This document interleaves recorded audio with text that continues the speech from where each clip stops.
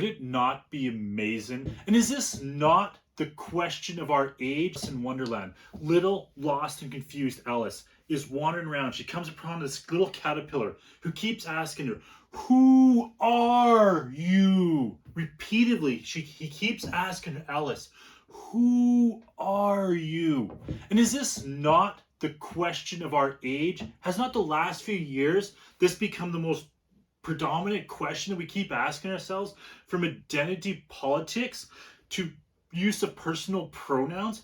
We're really obsessed with who are we?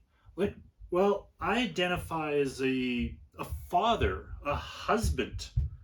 I identify as an Albertan. I identify as a truck owner. I even identify as a blonde. My kids tell me that I'm not a blonde. No, it's not because of the lack of the hair. They claim it's too dark. But my father told me I was a blonde. Therefore, I identify as a blonde.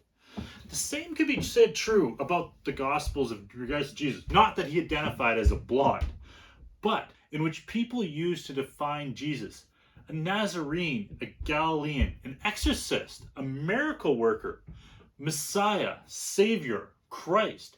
Even Peter calls him Lord. But maybe the real question is not how we identify ourselves or who we are, who else identifies us. Like, if you were to ask my youngins, I think of the top list of who they identify me as, they would identify me as Daddy. But if you'd ask Revenue Canada, they would identify me by some 9 digits, and that would be to define who I am to them. For Jesus, he has this very significant event in his life that identified who he was. As he was coming out of the waters of baptism by John the Baptist, thunder, clouds, or God spoke to him and said, "This is my son, whom I love, of whom I am well pleased." Would it not be amazing to be identified as the same?